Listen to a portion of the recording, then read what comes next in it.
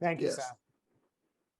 So guys, listen, this is the bottom line of it from my perspective. This is the only thing that I'm going to share that's like, hey, this is what I think. Otherwise, I want this to be more of a group discussion. And that is, there's a mindset shift in the industry that has to occur more than anything else. It's this like way that we think about ourselves as healthcare providers in the space that we are. You know, regardless of the legalities of being able to refer to ourselves as doctor, the truth is we need to think of ourselves as doctors in the community instead of some service that gets referred out to. And oftentimes listen, I've been officially diagnosed with anxiety a number of times in my life. Like, I am not like speaking from a place of like, I've never had a problem with this. And I see it in the industry. I legitimately, when I started my practice, I was overwhelmed with fear over like Medicare audits and like making sure that I was following the 8-minute rule. And like, is a doctor going to send me a patient? I lived in this mindset of like, if I have a problem, new patients can fix all of my problems as an entrepreneur, right? And there's a lot of problems that a bunch of new patients don't fix. But more importantly, I was fear-based. I was scarcity mindset around everything. And then I had this wonderful journey that happened to me around being exposed to incredible men and women who lead in other industries. And I was able to see that difference in our industry versus others. So I don't really feel the need to like talk about how we got here. It's kind of like my dad, all my family's from East Texas. And so my grandmother would always say, you don't worry about who left open the gate when the alligators are biting. And that's the state that we're in right now. I think recently with inflation, it's just made this issue a lot more concerning. But as I look to the future of our industry, I'm fearful in a healthy way. Like, concerned is probably the better approach. Knowing that if something doesn't shift dramatically, we are going to be watering down our industry to some major degree that is going to look like some shadow of what it is today. And what it is today isn't that great, but it's at least what we want it to be in the sense that we have control, that we have some degree of like influence over our patients and each other and all those things that we do, right? And over time, most of my mentors have been outside of physical therapy. My current mentor is actually a retired CEO of a billion-dollar software company, global. And so when I meet with him, I share with him the data and the trends and everything in our industry, and he goes, yeah, everything's going to be replaced. Most everything will be replaced by other companies that are stretch-based, apps that show exercises and all these things. And I'm not saying that as like a methodology of like trying to create fear. I'm just saying I've had multiple people share with me that similar perspective of like where we're headed if we don't turn it around. So I would just like to have an open discussion with you guys around 3 things: what we should start doing as an industry, stop doing as an industry, and keep doing as an industry. So what do you guys feel we should start doing as an industry that we're not doing right now? And I'll be taking notes on all this. If someone's talking and you have an idea, just throw it into the chat. And if you guys need a couple minutes to process, that's fine too.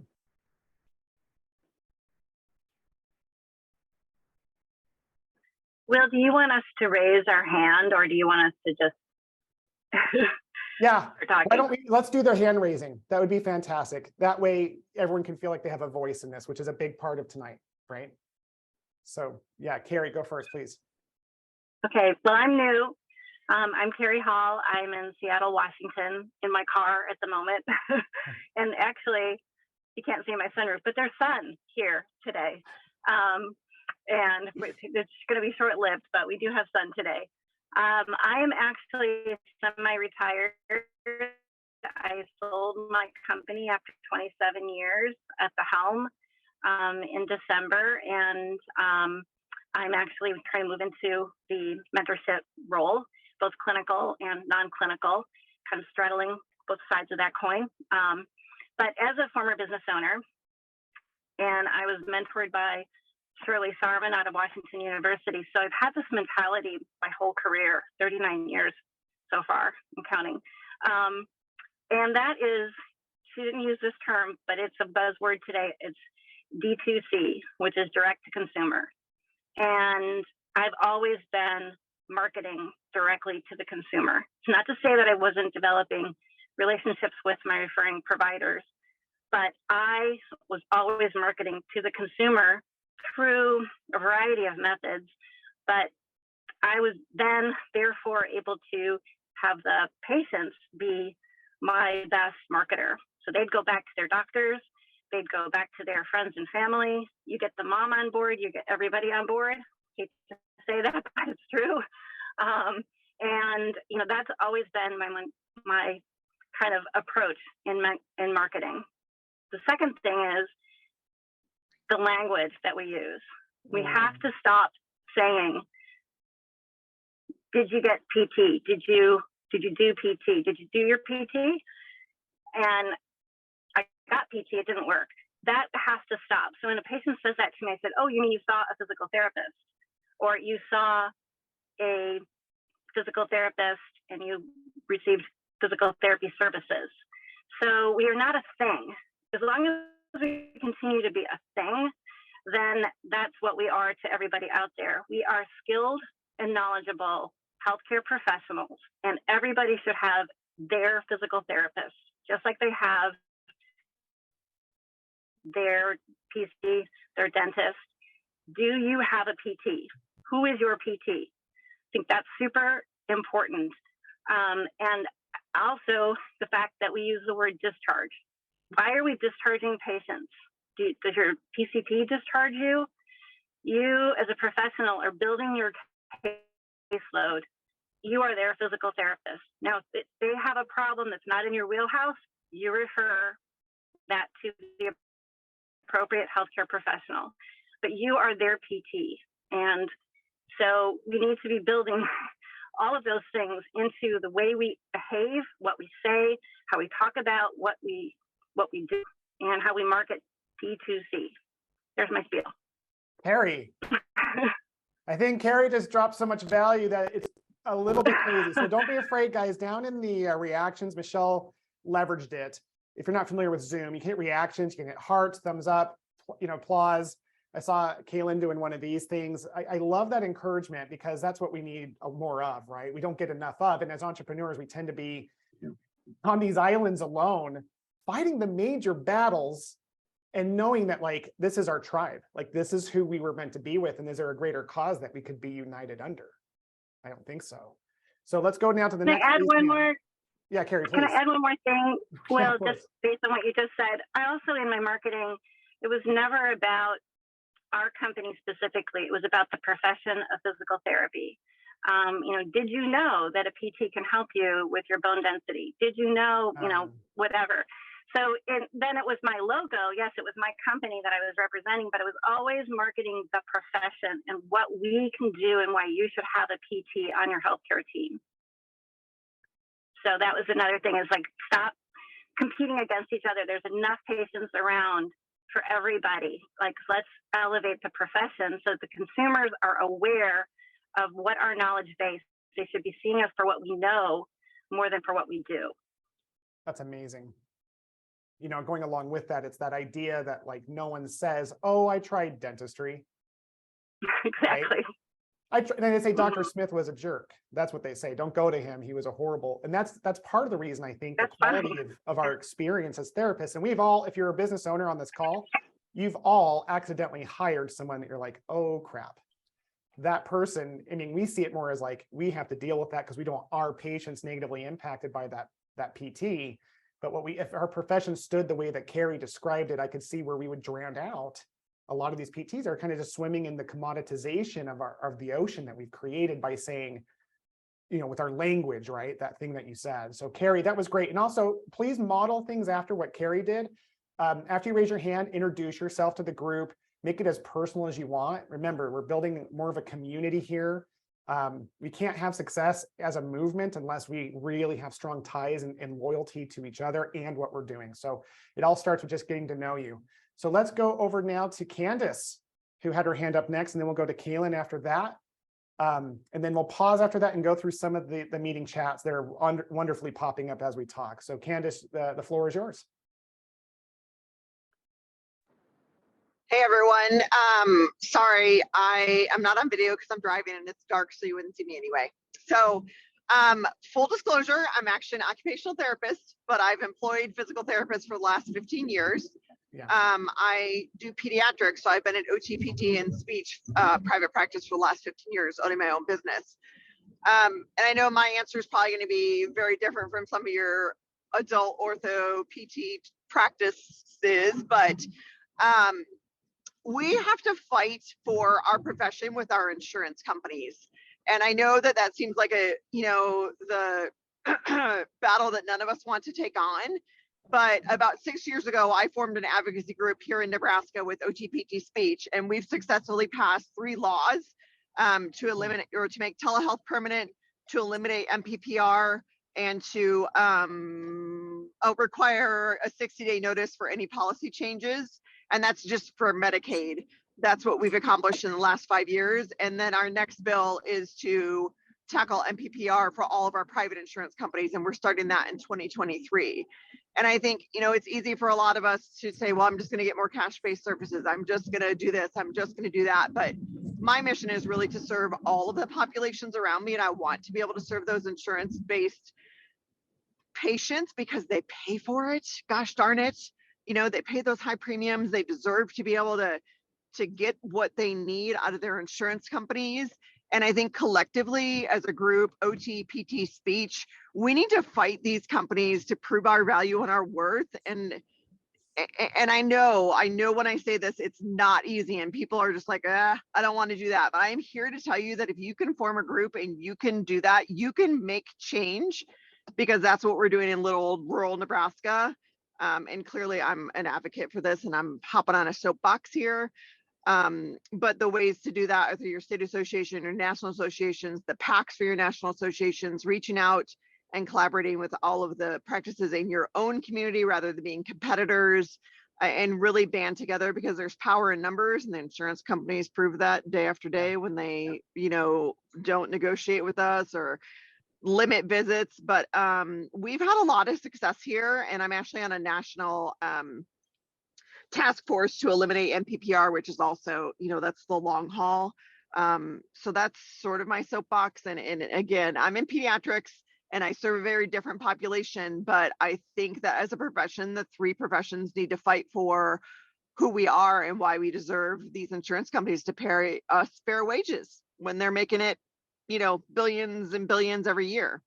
And just so you guys know, there's a study that AOTA just did that shows that reimbursement from 2009 to 2019 is stagnant and has gone down 15%. And when you compare that to the inflation rate for those same years, we're at a net negative 33% of reimbursement. And Wow. I know that that's not feasible. I know that, we all have to seek out those cash-based services, but damn it, we deserve to be paid.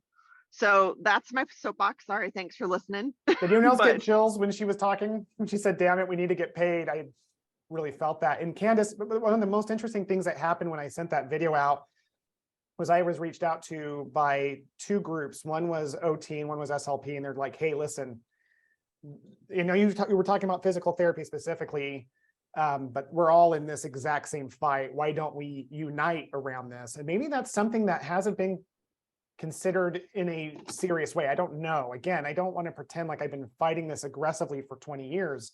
I've only come up for air recently after selling my practice and really started to see this from a different angle and get concerned. But I agree with you 100%, Candace, that we need to be in a position where we're fighting this united. Right now, there's roughly 200 and some change physical therapists, 22 to 25,000 PT business owners.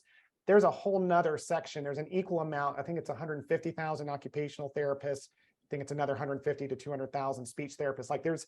We could literally double our efforts by uniting ourselves around this. And the louder we are, the more concentrated we are. And again, the more it's being led by, in my opinion, this entrepreneurial mindset of taking a stand for things, the more response we're going to get, regardless if the techniques we've done to this point have proven to be the correct steps, right?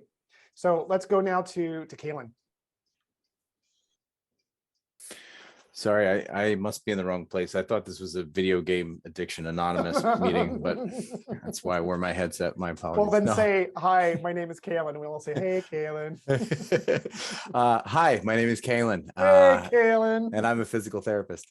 Hi, I live in Baltimore now, originally from Philadelphia, and I was a late bloomer to PT. So I actually had a career for 10 years before I decided to go back and be a physical therapist. And the reason I point that out is that I was a marketing major beforehand, took a lot of entrepreneurship classes and things like that. So my mindset has always been about finding and solving the problem, which works very well for people that are taught to diagnose and evaluate, dysfunction. I don't do outpatient. Necks and backs scare me. I actually work between wound care, emergency department, medical ICU, cardiovascular ICU. I see ECMO patients who are people who are dying. So my realm is very different from what a lot of you guys are talking about. However, we still see the same problems in terms of insurance because we can't get them out. So yes, I'm 100% on board. If I could burn every insurance company down, I would, but I think that's illegal. So we're going to go back to that one later. But one of the things that I've noticed consistently, and Carrie talked about it perfectly, was we're a consult service, right? It is run primarily by the physicians in the hospital, but then we are pulled in where we need to. We come up with a plan of care and we write orders the same as the doctors do, and the nurses carry them out, right? So if we can see somebody 3 times a week, the nurses are mobilizing them the other 3 times a day when we can't. And I think that one of the benefits that I have seen was really to run physical therapy, not as, well, I'm just a PT. Well, this physical therapy is different. And it is different, right? We show up and we spend 45 minutes to an hour with people as opposed to 5 minutes. And then the med tech comes in and takes blood pressure and things like that. But what I found was, and this is specifically because I came in, I didn't know what I was doing. So I was a resident first. And what I found was that medical model worked. And to own what you know, own what you don't know, seek out that knowledge and become an expert is not something that we need to take for granted, but instead put that on display, right? We all have feelings about chiropractors, but holy shit, they fucking own it. And we should be doing that also. We should be, if you're in a hospital setting, we should be wearing white coats. If you're not in a hospital setting, you just want to make sure that you look comfortable and you want to carry through of, maybe you're only going to spend 15-30 minutes. You're going to talk to the patient. You're really going to identify, you're really going to evaluate, and then you're going to move on to your next person and say, hey, listen, here's your prescription, go. If you are sick and go in and you're like, hey, I got a cold, you go in and get your medications from the doctor, you then go home and take your prescribed medications. We need to be seeing people identifying what's going on, seeing what the problem is, coming up with a prescription, and then having them complete what they need to do. I think it's brilliant that Carrie's like, why are we discharging people? Why aren't people coming back for 1 month or 6 month or 3 month follow-ups? And if we're not because of insurance, is there a way to set up some form of, for $75, you're just going to come in, we're going to meet for 15 minutes. I'm going to walk you through your new program. You can go to any gym and do this because everybody's got equipment sitting around their outpatient offices that aren't being used. Those are just one of like 45 things that I can die on that hill today. And then the other piece that I think Will talked about in one of his much previous videos is that I don't understand everybody's problem with the APTA. I'm sure that I have some issues with it as well, but we're not supporting the one agency that's fighting for us. I can't tell you how many people are not APTM members at my hospital. Candace talked about being OTs. AOTA is the same issue. The SLPs seem to have it on board, so they're all at ASHA this week. But anyway, that's my soapbox, and I'm more than happy to yammer on whenever we have time. Well, thank you, Kaylin. Honestly, that's very helpful and useful, and I'm really clear. I know eventually we're going to get to a place where we're getting into this like get to know each other stage at this first meeting, and so there'll be some niceties I think that will drop. I think we're going to debate some of these topics a little bit more in the future. Right now, we're in that brainstorming session where we just want everything on the table and create the space for us. So I agree with you in everything that you were saying around that. And let's go to Orit. Actually, before we go to Orit, I just want to give some recognition and visuals to what's been put there. Michelle, do you mind reviewing those with the group? Absolutely. Okay, so I'm going to start here at the top. It says, start fighting to remove MPPR, which is a little bit of what we discussed, and I'm excited to hear about some action on that. And then stop saying I'm just a PT. I can't tell you how much I love to hear that being one of the things that we need to stop doing, because it just diminishes us as a profession. So I think that's a charge that we need to do, in addition to stop saying discharge. You know, maybe graduate them from that one plan of care, but they're not discharged from us, right? Deb, I am part of a national advocacy group, which we're excited to hear about. How can I help? Candace, I can assure you that APTA, OATA, ASHA are using your dues to fight for our profession. So that's great to hear as well. Love it. Okay, let's move to Orit, Hi. also in Washington. And yes, the sun has gone away because the sun has set, unfortunately, Carrie. But it's still there somewhere behind the clouds. So I'm Orit Hickman. I am an owner of a private practice here in Burien, Washington. It's just outside of Seattle. So something that I was thinking about as Candace and Kaylin were talking, you know, both of them said, you know, I'm different than you guys, right? I'm in pediatrics, or Kaylin's in not going to touch outpatient with a 10-foot pole. Something that occurred to me, and this is something that's been sticking with me for a while, and that is that when we first got into the pandemic, Medicare, there was I think some legal stuff that was coming through where Medicare was going to drop. They were going to do another big, huge cut. And there was this massive, massive response by physical therapists across the country in all the different realms of physical therapy to advocate, right? Everybody was messaging their representatives. And it was this huge, huge thing, this grassroots thing that just it just knocked it down really fast, because it was one of these things where everybody was like, wait a minute, we're in the middle of a pandemic. You can't possibly consider, you know, dropping reimbursement when, you know, all this stuff is happening. And everybody just banded together, and there was a huge response from an advocacy standpoint, and it knocked it down really fast. And it was really inspiring to me, because it felt like, wow, you know, nobody said, hey, I'm a PT in outpatient, or I'm a PT in inpatient. Everybody said, well, I'm a PT and we all treat Medicare patients, and how dare you do this to us? But as things have kind of moved us back to, I think, the new normal, there seems to be all of a sudden everybody's kind of going back into their silos. Yeah. So I love the fact that, you know, people are starting to come out and say, okay, well, maybe we need to all think about how we can band together. Yeah. And that it does impact us all directly, equally, when we are not respected for what we do as a profession, when they don't know what it is we do as a profession, when we don't speak about ourselves with respect. So I'm sort of echoing everything that everyone said, but Kaylin, you're not that different. Candace, you're not that different. We're all rehab professionals. We all went to school. We all have degrees. We all have loans.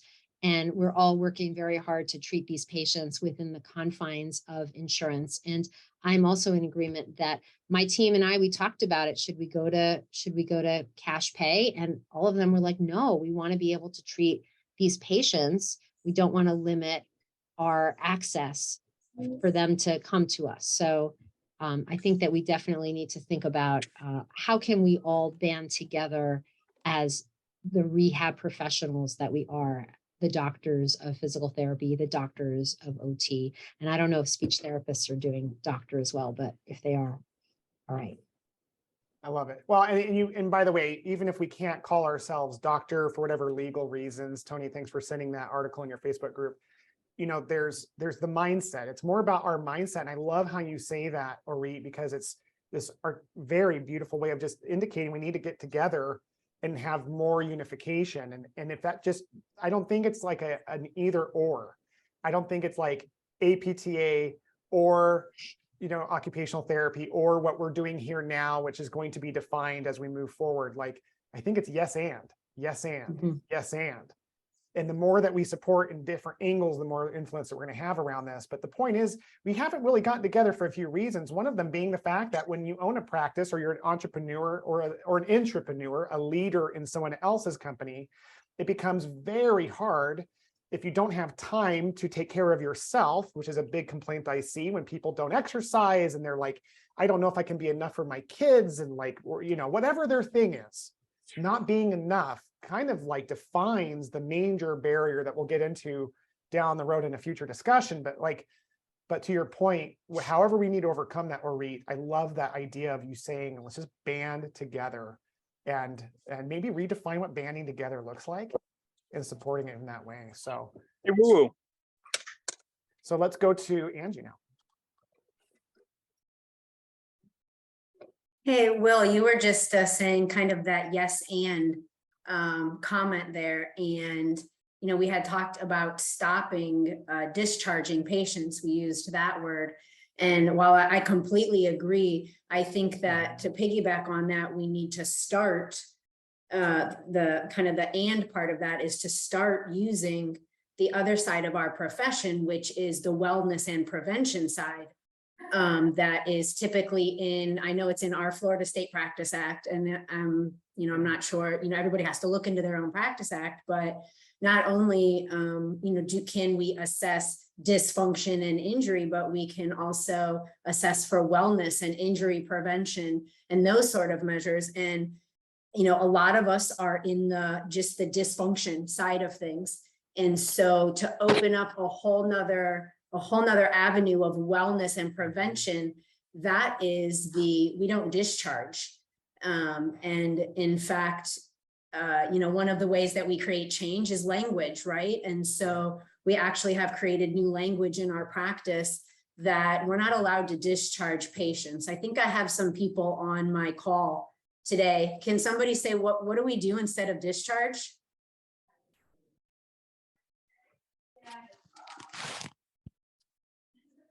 Oh, nobody gets lunch tomorrow. What is happening? They might be tuning in. I saw Don. I don't think, is Don here?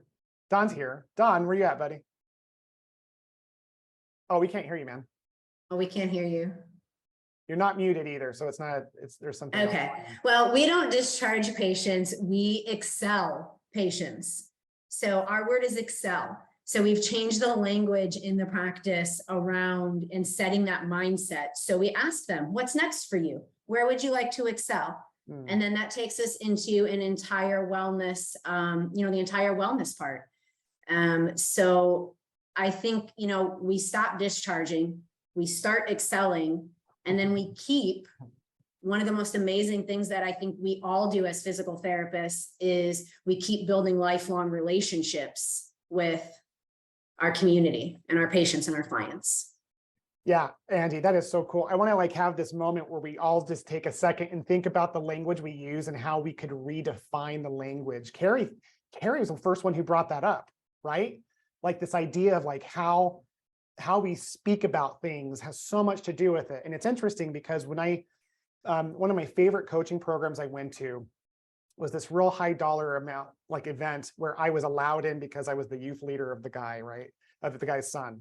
And I will never forget being in this room, like surrounded by very successful people. And the thing that we talked about was language, how language is the foundation of creation. And so what we say is how we materialize the reality that we're in. And so this whole, like, I've never heard of that stuff. Until this call, I've never thought of discharge as a negative thing. Like I just thought that's the cycle of the patient care visit, but accelerating and the vision of us being, the real opportunity here is the fact that there's this gap left by the old healthcare system that some of you might remember. I had Dr. Huxton growing up, my family physician. He was this really nice guy who'd always give me a lollipop. I think I saw him until my early 20s, if I'm being really honest, because I was afraid to go somebody else. I was like that full-grown adult on the engines. He's like, dude, you just got to get off the engine. But it's like the reason I went there is because he loved and cared for me. As you guys all know, I fell off a mountain at 17 and broke 20 bones in my arms and legs, which was what got me into PT and partly why I'm so passionate about it. And he was there in the ER with my parents. Like he was a family member, and you guys know that's who you are as entrepreneurs. Not maybe all of your team is all the time, but you guys know that feeling when the patient leaves and they say, man, I love coming here. It's just as much mental therapy as physical therapy or occupational therapy or whatever that is. That's what we live for. That's what we're protecting. Is that because no one else can do that? That's the reason I chose this profession over anything else. Just real quick, Carrie, you had your hand up, I believe. You're muted. I definitely I don't want to take time from you talking. Everything you've said has been so powerful. Yeah, I actually put it in the chat. You know, it's just about the mythology surrounding that insurance companies won't pay for booster sessions. There are some timeline issues with Evacor, their third party, you know, utilization management, but I've never been denied payment on a booster session with a patient. So it's just up to you to determine, you know, with that patient, you've reached your goals, but I want to make sure that you don't fall off the wagon, so to speak. Some patients may not need a booster session. They're not going to come back to you until they have another problem. But others, you might want to see them quarterly, semi-annually, annually. Just depends on the patient. And I think we need to move into that space. I think we've got to shift the mentality. Like, it's like, don't rush to discharge. You know, you need to be sure that that patient, you know, is enabled in their movement related, you know, physical activity, their therapeutic activities, everything that you have control over. We are primary care. We need to embrace that. So Carrie, if we're not rushing to discharge, doesn't that mean that we're about the money? Nope. No, because we're not about seeing patients 2-3 times a week. You know, patients come to us to learn what to do, not to do it. So we're enabling them, we're educating them. And so we want to, you know, we always wanted to drag those visits out for as long as we possibly could.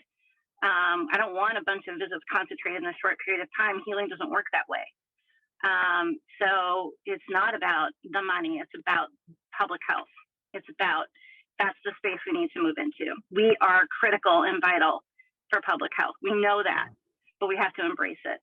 Yeah, and obviously I don't believe in that mindset. It's just that we get that all the time. So it's almost like playing the debt. You guys have all had it from employees, right? Like, well, that makes you about the money. It's like, no, I'm about the greater purpose. But we really need to start, as a side note, this is my another little side box, is that we have to change how this industry thinks about money. And I'm talking about rehab. I'm talking about OT, speech, and PT. We have to start thinking about money differently. We have to start seeing it as the tool to get us to where we want to go and not the reason we're doing it. Because we're so hyper-focused on like being altruistic and we think we're being altruistic. We're not being altruistic. We're destroying the very service that is benefiting people, like you're saying, Carrie. So let's go to, Caitlin, you had your hand up and then we were going to go to Paul. Anything else you would say to that? I'll be super quick. One of the things that Carrie had sort of mentioned, I think Candace can probably speak to this. I don't think that we spend enough time talking to our patients, and we need to actually talk and actually listen to them. There are, and you know, our OTs are giving lectures on trauma-informed care. And I have a patient that I bill for. It's a short session. She's dying, and I know she's dying, but I'm actually her only lifeline right now because she pissed off enough other people, and I don't care about anything. It's great. It's beautiful. And so I go in and I talk to her and I get an earful. And once she's calmed down and the anxiety settled, and then she starts crying and we have a conversation, and we focus on our goals. We focus on what we need to, but she gets more out of that therapy session by spending 5 minutes talking to me, 3 to 4 minutes doing some exercises.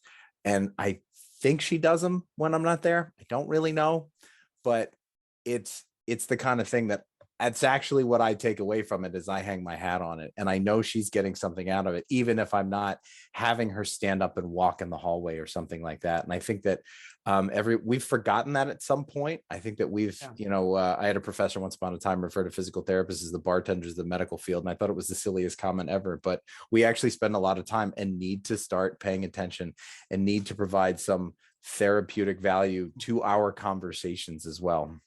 Love that. Thank you. You know, Paul, after we go to you, we're going to give it back to Michelle to update us on the comments, which you guys have beautifully been adding. I don't want to forget the voices in that column there. So we'll pass it to the man who I thought would have said something sooner, because this is a very smart guy. Paul, let's hear what you got to say, bud. Thanks, Will. No, I'll tell you all when Will sent the video out, he had me at the concept of, and we take it, you know, we're taking this. And that was really what communicated to me, and he was right. And I know it's a button that gets pushed by me. I'm no longer in clinical practice, but and I live in Tennessee, and my practices are back in Kansas. But and you know, I go back and forth every month. I'm here most of the time in Tennessee. So I'm really working on the development of the next phase of my, you know, not just my practice, but the you know, the practice of PT in our area. One of the things, another thing that resonated to me, but what I loved about what Carrie said, and I because I actually trained my therapists in this concept. It's like, no, don't ever introduce yourself as a physical therapist. No, I'm your physical therapist, and I always said that. I didn't even know why I said it until, you know, we had to really fight for you know, expanded access in Kansas for sure. And I was on that battle on that front for many, many years until we did get, you know, just improve the public access to our care. But, you know, it's funny when you're willing to lose it, when you don't care, meaning like, well, what if we didn't ever have access, or what if you had to just, you know, and my point is on financially too, like this, the value proposition that we provide is so great in comparison to what we get paid. And I know you guys already know this, but our professionals don't know this. They don't have certainty on the fact that the value of what we do is so much greater. And we still have professionals, and I still have to work with this with my own staff, because there's a real disconnect in the differentiation of who we are as a professional versus a profession. And we can leverage that in our brand distinction in our own communities. And that direct to consumer is so, you know, is becoming so much more expansive. There is not a lack of people that will pay for our services. We're not responsible for their insurance contract. Yeah. We have a contract with the insurance company, but we're responsible for that engagement with that patient for their care. Who cares what it costs? You know, and I'm not trying to be insensitive when I say that, but we're worth more than what we're getting paid. So we have to be willing to experience that with or without the insurance companies on a number of fronts. So there's so much opportunity. There's so much thinking money in the marketplace right now that nobody's going to care if any private practitioner rips another $1 million or $2 million out of the market. You know, out of your marketplace. Like, we're doing a disservice by not providing that value and having our staff recognize it. I know, you know, a big strategy of ours in our organization is I'm just doubling down on my leadership. I'm building more leaders, so that then when we bring in the new round of PTs, that we're going to tuck them in underneath these guys, and we're training them on the entrepreneurial aspect, the entrepreneurial opportunities that exist within private practice, because it's so poorly marketed and known. We have a branding problem, not only with the public, but we have a branding problem with our professionals, because they do not know the opportunity that exists for us as a private practice industry to make them truly independent entrepreneurs, not just autonomous practitioners. You know, that term was used for so many years, but as autonomous entrepreneurs that can survive in the marketplace with or without insurance companies, with or without docs. We can do it on our skill set alone, because we have to take and better connect the human element of our brand to our organizations and to our community. We've let the industry dehumanize our brand. There's a human element that you've all communicated, that, you know, the recognition, we all recognize it, but our staff doesn't always recognize that the value of the human element and the difference between price and value is our responsibility, not somebody else's. You know, the value is way above what we're getting paid. So we have to close that gap. And until we do it as professionals, and as a profession, and as a sector of the healthcare industry, we're going to have a really tough time. So I'll get off my soapbox, but that's what I think. That was awesome. And, you know, I love that branding problem that we have. Isn't it ironic that we chose this profession because we're so excited and connected to the human element of healthcare? no one became a PT thinking they're going to be rich. No one. I remember telling my wife in PT school, listen, we'll never be rich, but you'll have a happy husband. I was right on half of that. Because owning a practice was like worse than falling off the mountain and breaking my arms and legs. Like that was super hard until I got the right support. And as human centric as we are, our industry is completely void of that connection and commoditized down to, have you tried PT? Instead of, do you know Paul? All right. So before we go to Roy, Michelle, why don't you catch us up what's in the chat room, and then we're going to start winding down. Okay, a lot of good stuff in the chat. So as I call out the name, if you want to speak into it a little bit or give us a little bit more, feel free. But oh my gosh, Paul, you got me fired up. Everybody's got me fired up. So I'm excited about where we can take this. Okay, Blaine says, I feel several PTs like to bash on the overuse of radiology/imaging.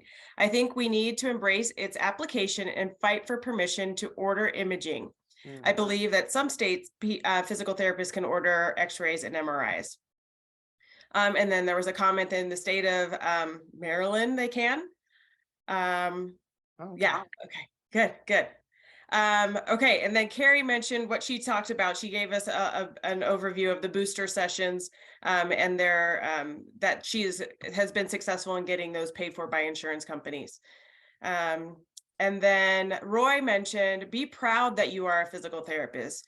We are what most of these patients need, and we are the best communicators in educating them. Gosh, that's so true. So true. Love that. And Lee mentioned more idea sharing, less siloed work groups and conversations, and more action. Yeah, I have to jump in on that, Michelle. I know, I was going to say that was my biggest fear about holding this meeting. I'm like, what do we really need another meeting? You know what I mean? Like, but here's where I think we're different on this. And I think to that point is that this is the group that's going to complain if we don't, in a way that's like universally accepted, and we start taking the action. Because again, the reason I believe it's the entrepreneurs and the people who think differently than the rest of the industry are the ones who are going to make change. It's because all of you have a bit of a problem acting maybe a little too much, right? Like if you're on this call, you suffer from entrepreneurial mindset where you have the shiny object syndrome and you're constantly acting. Maybe most of you are going in too many directions at the same time. So if we could focus all that into one concentrated effort, we could actually make some change. Unfortunately, it still requires us to start with conversation. Sorry, Michelle, go ahead. No, I love it. Okay. Orit mentioned psychologically informed physical therapists. PT is a cornerstone of how our clinic functions, and more providers should get comfortable with this. However, not all clinics are set up to allow this to happen. Productivity-driven settings do not allow for ideal practice.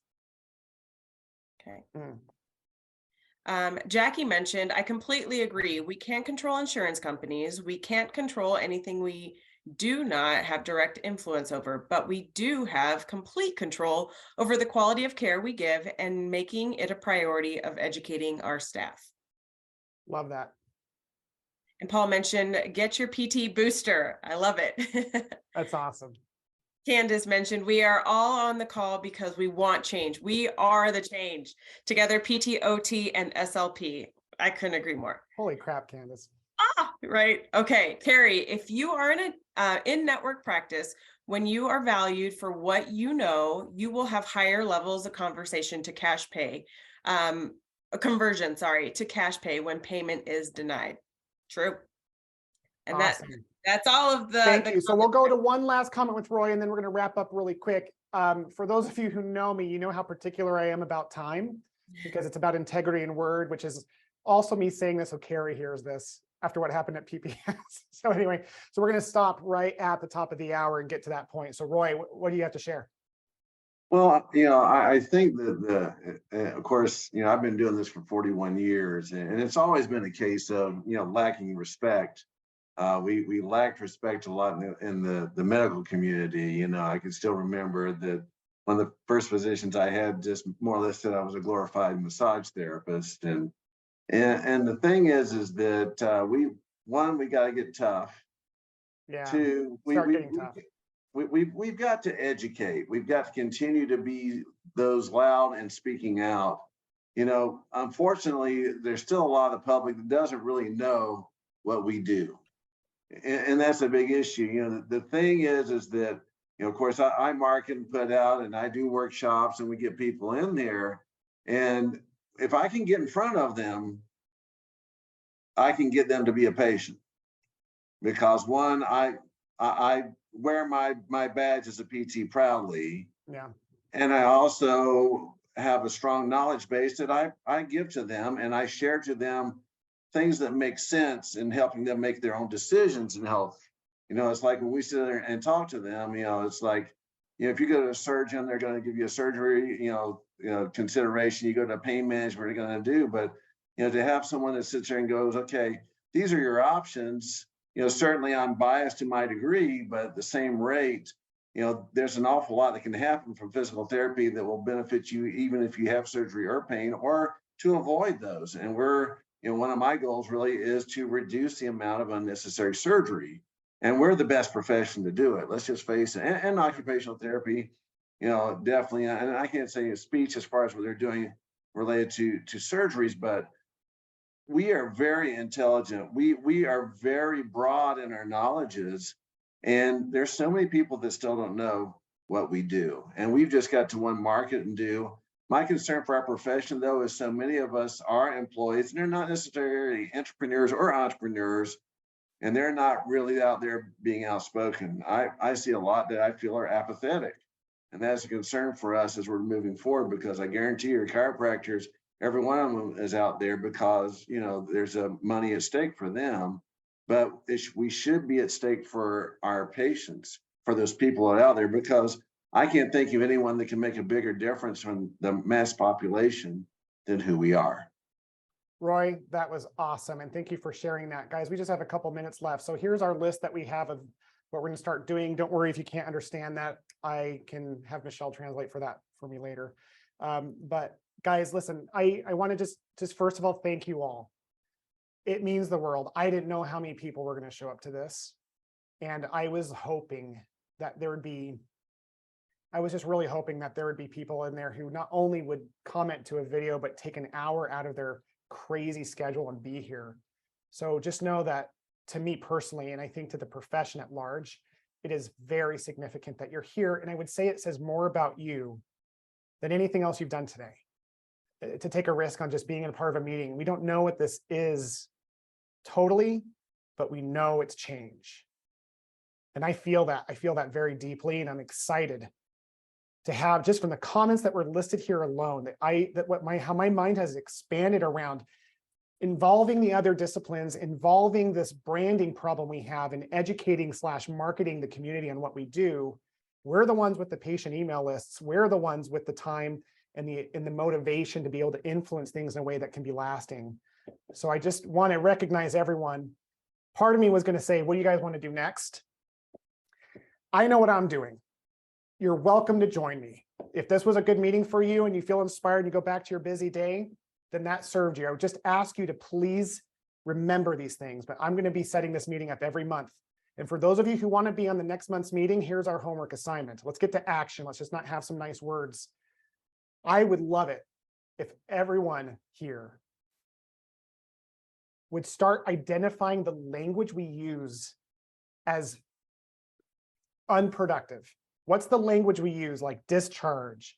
There were so many little things that came up around that, the way we talk about ourselves. I would love for everyone to spend time thinking about the nomenclature that we leverage within our own industry and seeing if there's a more powerful way. I'd love to be able to bring that. Next call, we're going to go over what we should stop doing. This was a huge start doing. I'm going to keep this list together. And by the end of the time that we get through keep doing, we're going to create some action lists.